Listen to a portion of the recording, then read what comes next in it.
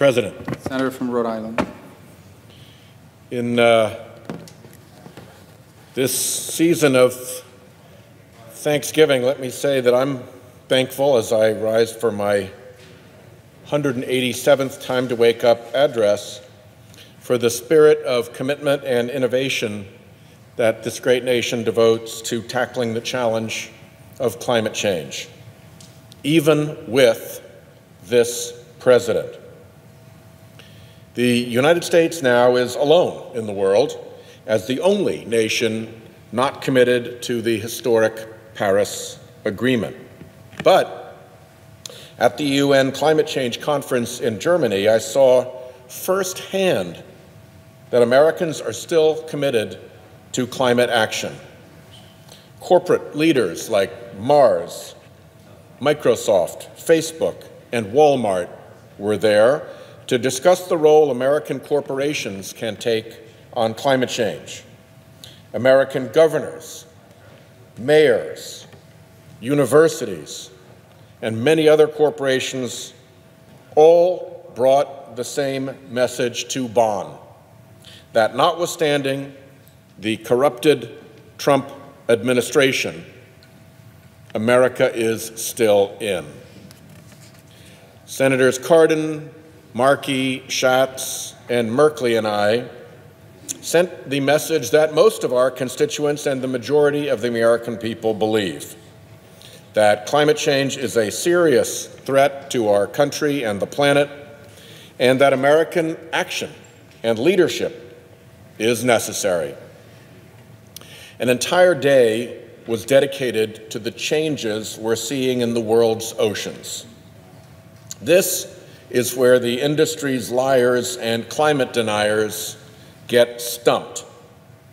The oceans bear the brunt of our carbon pollution. Sea levels are rising, waters are warming, and seas are acidifying.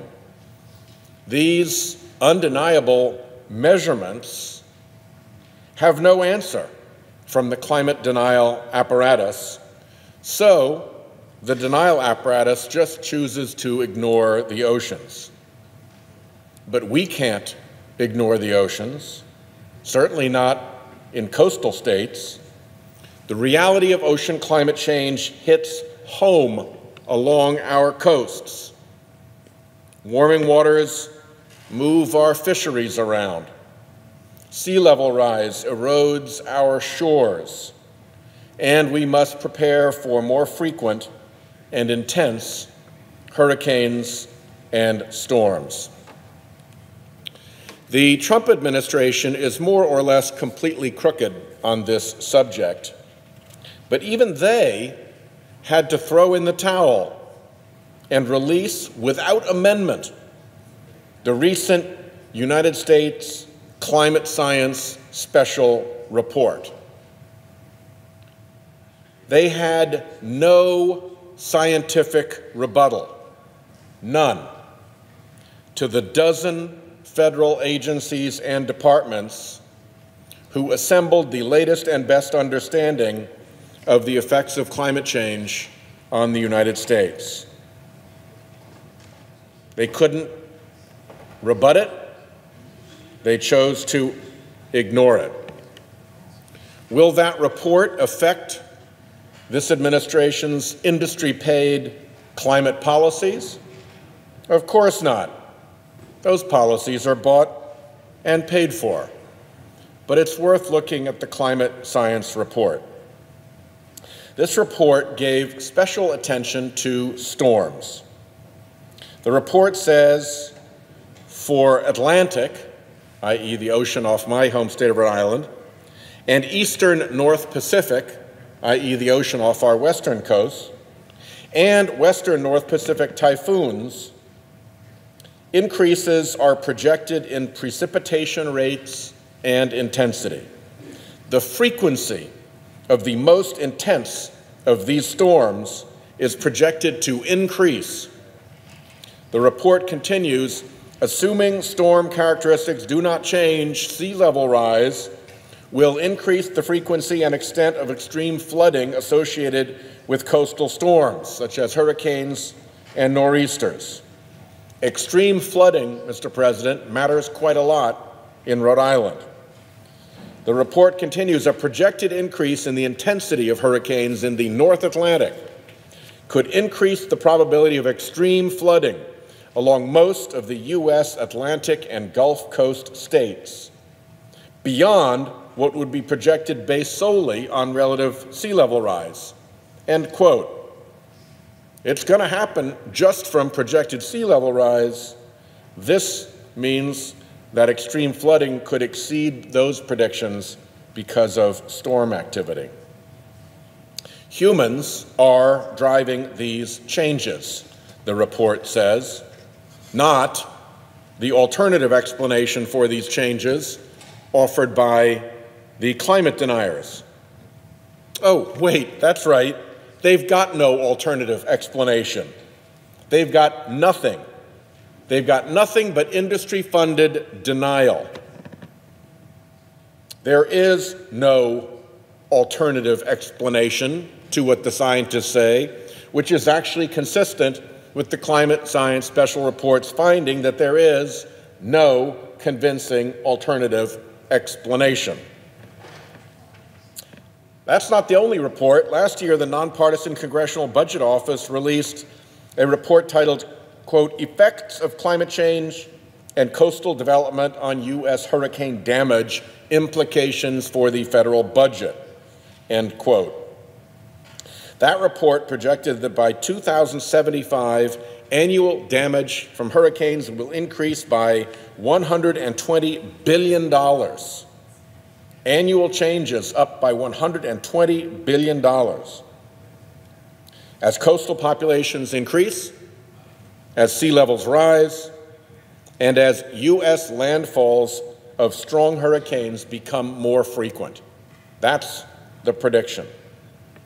Of that increase, around 45% can already be clearly attributed to climate change. In a presentation from early November, CBO summarized, expected damage from hurricanes will grow more quickly than GDP. The share of the population facing substantial damage will grow five-fold by 2075, and on the basis of past patterns, federal spending on hurricanes will also grow more quickly than GDP. The World Meteorological Organization has also released a report connecting extraordinary weather, what they call extraordinary weather, to man-made climate change. Warmer temperatures spur increased precipitation, the report says, and higher sea levels amplify storm surges driven by hurricanes and other coastal storms. This is not new. It's just being frequently and constantly reported with no convincing alternative explanation. During the typical Atlantic hurricane season, storms develop in the warm tropical waters off of the western African coast, and these storms gather heat and energy as they pass over this band of warm seawater across the Atlantic known as the Hurricane Highway. This is the west coast of Africa, here's South America, here's the US, there's Florida, and here's the Hurricane Highway leading up into the Caribbean. Whether these storms become devastating Category 4 and 5 hurricanes or weaken and disperse along the way depends on atmospheric conditions and on this ocean heat that powers up those hurricanes. A typical Atlantic hurricane season used to generate roughly 6 hurricanes, 3 of which reached Category 3 or higher. That was then. Typical is no longer typical. During August of 2017, this hurricane highway that I showed you reached 9 degrees Fahrenheit hotter than the 30-year average. 9 degrees Fahrenheit hotter. This exceptional warming supercharged storms into hurricanes bearing catastrophic damage. The superheated 2017 hurricane highway fueled not 6, but 10 named hurricanes. And 6, not 3, reached Category 3 strength or higher, including Hurricanes Harvey, Irma, Jose, and Maria. What's more, all 10 of the season's hurricanes occurred in a row, the greatest number of consecutive hurricanes in the satellite era. Typically what happens is that a storm will churn up cooler water in its wake. So during typical years, a following storm will weaken over the cooler waters left in a preceding storm's wake. That's the way it ordinarily works. This should have been the case for Hurricane Irma as it charged northwest through the Caribbean just days after Harvey. But as I said, hurricanes are powered up by sea surface temperatures, particularly sea surface temperatures above 82 degrees Fahrenheit. And by September 7th, as Irma moved over the coasts of Cuba and up into the Bahamas and Florida, this hurricane highway had surface temperatures left behind Harvey measuring up to 87 degrees Fahrenheit. The result of that onslaught is that the entire island of Puerto Rico is still recovering. The Virgin Islands were also slammed. Houston saw epic, widespread flooding. Welcome to the new typical, thanks to ocean warming, which comes to us thanks to climate change, which comes to us thanks to carbon pollution, which still comes to us in such a polluting flood thanks to a generation of industry lying that has not stopped to this day.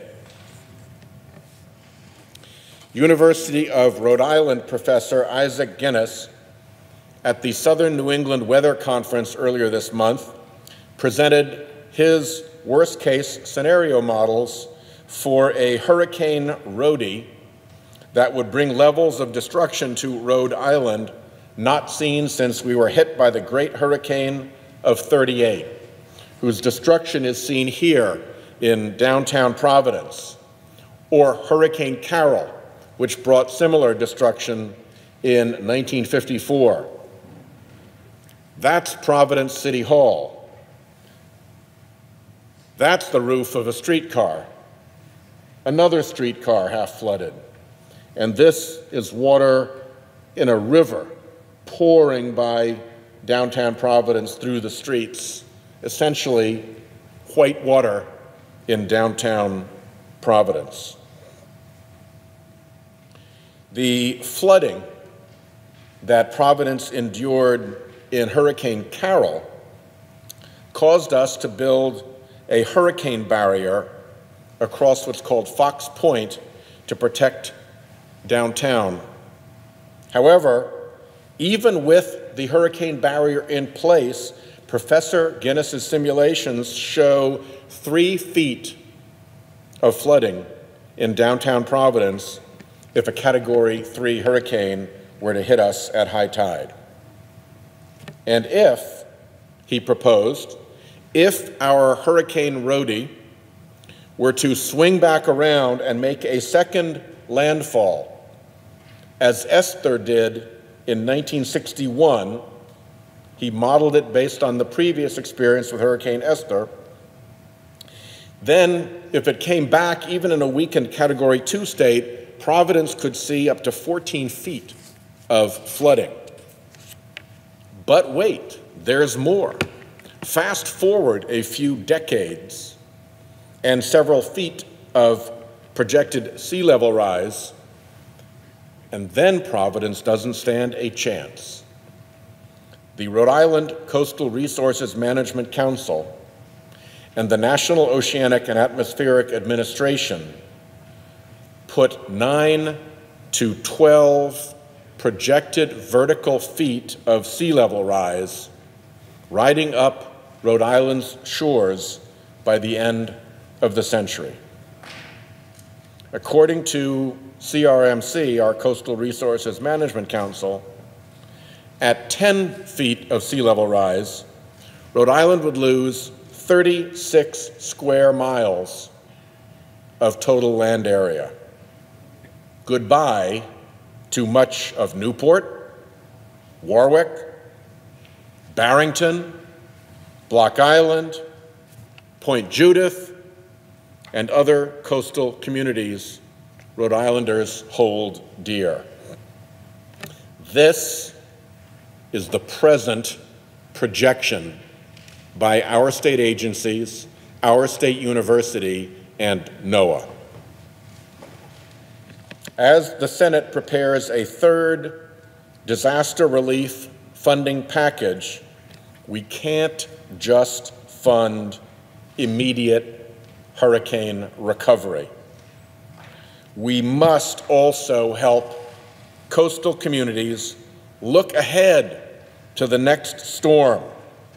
We need better coastal flood mapping and risk modeling. We need to prepare for damage to natural and engineered coastal infrastructure.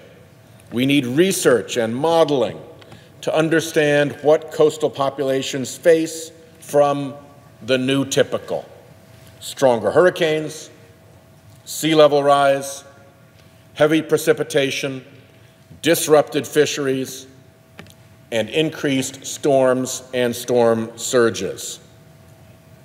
We have to prepare for this. It would be stupid not to put a small percentage of what we're spending in cleanup and recovery into prevention, protection, and preparation. It's just common sense. Mr. President, the Trump administration does not represent American views on climate change. It has been captured by an industry that has been dishonest about this issue for a generation, and it now represents the falsehoods of that industry. For that reason, it also no longer represents American determination to tackle this challenge. That determination is now found in state houses, in corporations, in our great universities, and across the American people.